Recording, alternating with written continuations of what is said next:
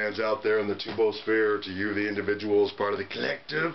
Welcome to Fast Track Sports Rack Hides here on the OMSR. I am and always have been your brief but concise host, Will, the alternative ESPN Sports Row. Talking briefly and concisely, clip order coming up, just letting you know the whys and wherefores. Second half of the Sun Bowl. Alright, so briefly you see from a few of the Pi Kappa Alpha House Sweethearts, U of U chapter, Alpha Tau, giving you props. The first year, ESPN the magazine, so it's like 30 years old, made an American tag, believe it or not, grabbed from the channel, Kimpak World to the Sports Gods, 1300-year-old Buddha done in the Angkor Wat style, and of course, Dwayne Darnett, ultimate sports fan, the mascot to the OMSR. To what or who, excuse me, do you think Dwayne is darting that in about? Come on, Tech defense, you're looking good all year, but between Alabama and UCLA, what happened? So, given this game, would UCLA Alabama be a close game? I don't know. Alright, I always give you a little show, either talk radio or from the set. Live from the set's always a little bit more entertaining, but always 3 to 4 minutes. Talk radio a little less. Due to the sponsor, the DMCA, Digital Millennium Copyright, covers the fair use standard, minimal use, and derivatives. So all the video highlights courtesy to CBS, the respective universities, and to the NCAA. Everything else, over here yonder, to the OMSR. Now the reason I chose to show from this game, not only was it an interesting matchup, but it was Vern and Gary's, Lundquist and Danielson, former ladder, last game of the year. Now some of my sponsors, including one of my original and most favorite ones, think they talk too much, but they have a great banter. The switcheroo of the combaroo worked out pretty good, because Todd Blackledge is very cerebral. And Gary Danielson's a little more off the cuff, and so is Vern Lundquist. So this is a great game. And so that's why I'm showing it. So funny one-liners. Also going to do a funny one-liner from the first half that's not going to be included in this. There's only enough time, based on the aforementioned sponsor, to show you so many highlights. That's why I always bring in the second half and let the on-site commentator team take us through the first half. So on the quickie sport rant of the segment, 2 parts. Hyundai Sun Bowl. Okay, thanks Hyundai for jobs in America and whatnot. I don't want to sound unappreciative and whatnot, but this is a Asian automaker sponsoring an American collegiate bowl. Anybody else kind of see the problem with that? See, I'm already out of time. I said 3 minutes. And the other quickie sport rant of the segment is, you'll see it with the hit on Logan Thomas. You know, the OMSR is in SoCal. Come on, UCLA. You can do better than that. They got to change the targeting rule to be like when you're full on launching with your head, not leading with a tackle with your body. Of course, your head's going to hit first. Potentially, the intent was to tackle. What they got to work on is the hits where the guy's definitely going out of the sideline and they still out when the dude was in bounds. And the time the hit occurs, you know, it's out of bounds. No. That's what's got to change. Okay. It's New Year's Eve. Thanks for watching. No silly DUIs while you're out there. Cue sound effect. Yeah. Alright, it's just a little prop to remind you, no flip comments allowed. You know, I like y'all and whatnot, but, you know, go to a lot of trouble to put on a halfway decent pro bono production here for you. So, again, no flip comments allowed, because I always remind you and care about everybody out there, no silly DUIs while you're out there. It's New Year's Eve. I guarantee one of you watching this show all the way through, before the highlights, you're going to know somebody who spent New Year's in jail.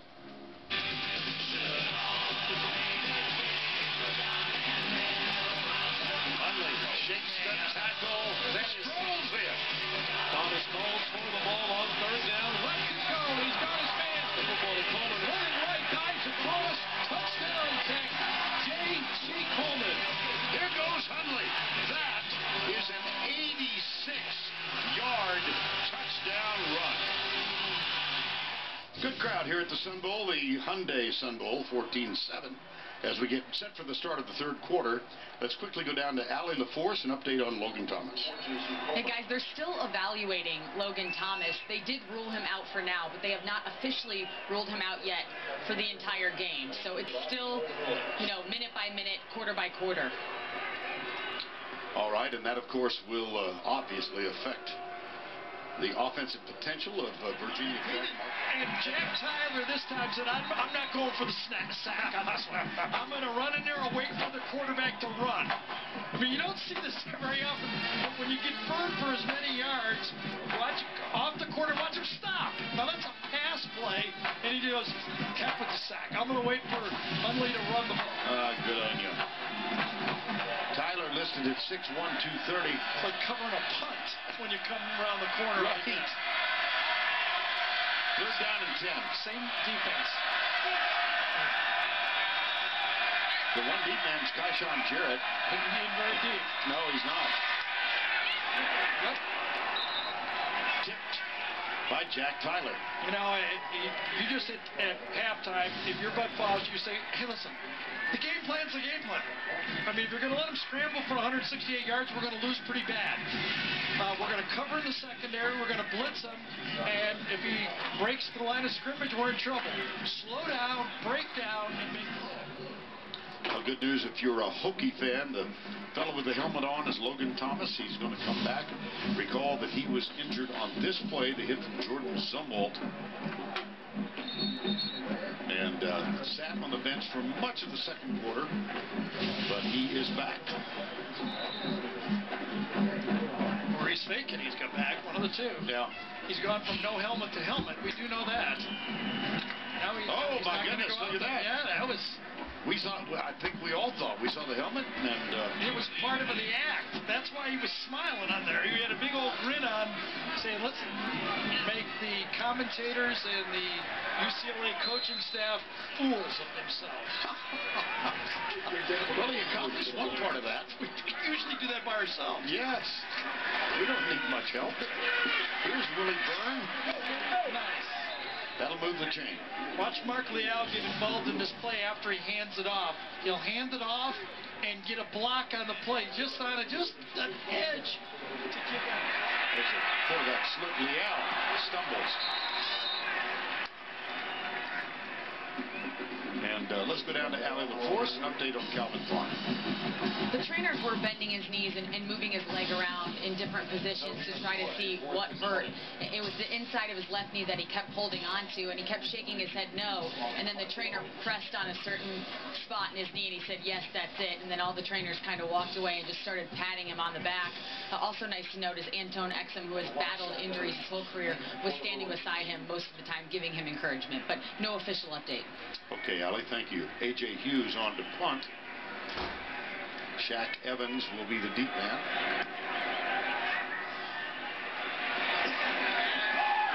Oh, he tipped it. Whoa! And that's it. Virginia Tech needed help like that. Yes, and they got it.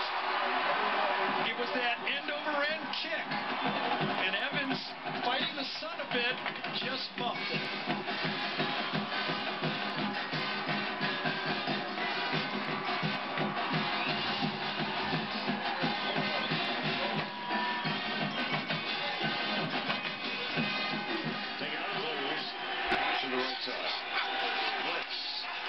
Again. That's J.C. Coleman. Now you wonder right here if Frank Beamer's thinking 14-7, you know, how many chances are we going to have? Do I just go think about giving it a 4-down opportunity right here? With my defense that I have coming back, I've got, you know, all those seniors and up front for my defensive linebackers. I think I give every break to the offense and just go, let's go 4 downs, have an opportunity to make a 1st down still. I make this call thinking I've got 4 downs. For the moment, 3rd and 2. Here comes the blitz again. Indeed. Leal into the end zone. Incomplete. DJ Foles for a moment looked like he had possession for the Chicago Bears in that wonderful 46 defense back in the mid-80s.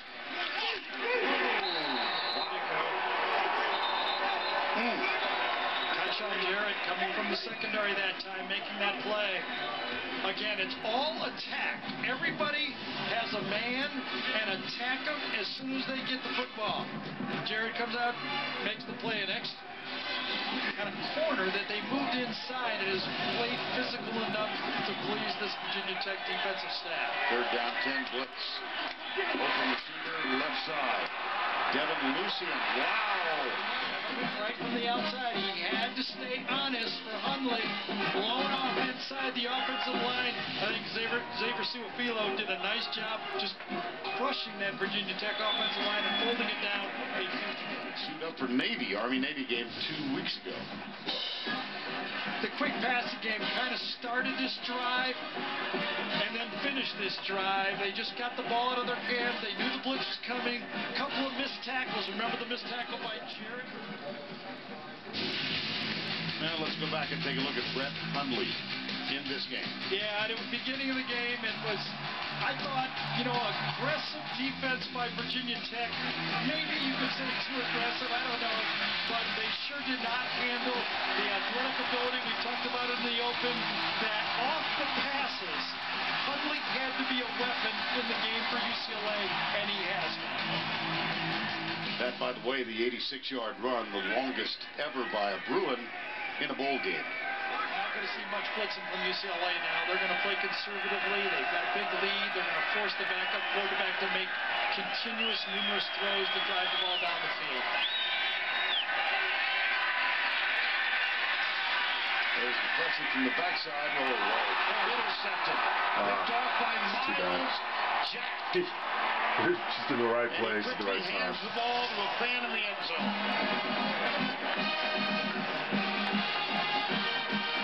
Liel did this before early in the game, and he got a 15-yard penalty for intentional grounding, just trying to do too much. We've all done it as a backup. You try to go in there and make plays, force your way into the game. You just got to take the play the way it happens. That is the second interception for Jack this year. Right to it. And by okay turnout, you can see there, one of the better ones we've seen so far. In El Paso, 28-10. UCLA. Let's go down to Allie LaForce. Vern, UCLA suffered a tragic loss to their team earlier this season when 20-year-old walk-on Nick Pasquale passed away in a tragic car accident. But the parachuters that flew in before the game, it was Team Fast Track. One of them wore a number 36 jersey to honor Nick, and the team also wears the number 36 patch on their jersey. Coach Mora told us that incident changed his whole method of coaching because Nick got to get in the final drive against Nevada. So then after Nick passed away and the team was winning by a lot, Coach put all of the walk-ons in because he said you never know how long that they're going to be with you. Thank you. John Hart was the Special Forces veteran who was wearing number 36. We had a chance to meet Dana Bowman, a couple of others at halftime. All Special Forces veterans. 13:22 to go in the ball game, 28-10. Fairbairn will kick off.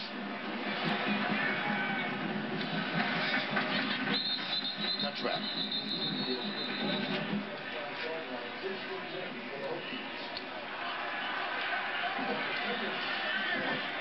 First down 10, Virginia Tech. Big story for the Hokies, of course, the loss of Logan Thomas. That injury to Thomas occurred early second quarter. And Mark Leal has taken his place, more playing time for Leal than any other game this year. He had only played in 2 Coaches Vern all talked about the value of these bowl games. But then again, we just covered Auburn played Missouri for the SEC championship. Neither one of them went to a bowl the year before. Ohio State didn't go to a bowl. They had a pretty good year. Sometimes I just wonder if it's just a little overrated. Well, third down. I'm not saying it's not fun. No.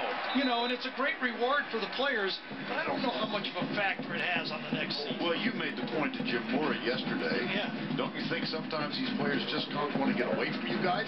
Well, I mean, no offense, Vern, but you know, you and I, it's been a long. Well, I'll see you in September. We're getting a little grouchy here today. There's Jim Moore. You gotta love these two. And Brett Hundley having a terrific game. Last year, as a redshirt freshman, he had 628 yards passing in his first 2 games.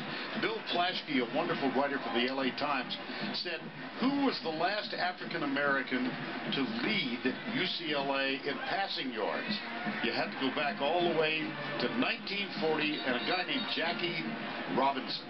He threw for 444 yards as a running back. And that record stood for African-American athletes at UCLA until Brett Hundley surpassed it last year. Anthony Barr come off the edge, 30 and 11. Well, Jack drops in coverage. Leal goes to the other side. It's intercepted. It's picked off by Jordan Zumwalt. Looks for blocking help. Comes to the near side. Still upright. Returns it to the 10. He's making a run at player of the game. I thought exactly. Yes, you could tell he smelled it. Beats him off the line of scrimmage, kind of runs into his own guy. Almost a half a pick by accident on the play. Fairbairn with the extra point attempt. And this one has been put away for the Bruins. They are barring something biblical. Going to win their 10. Yeah, that's a nice 10-win season. Expecting what they did and all the injuries. Great job by Jim Moore getting 10 wins for UCLA.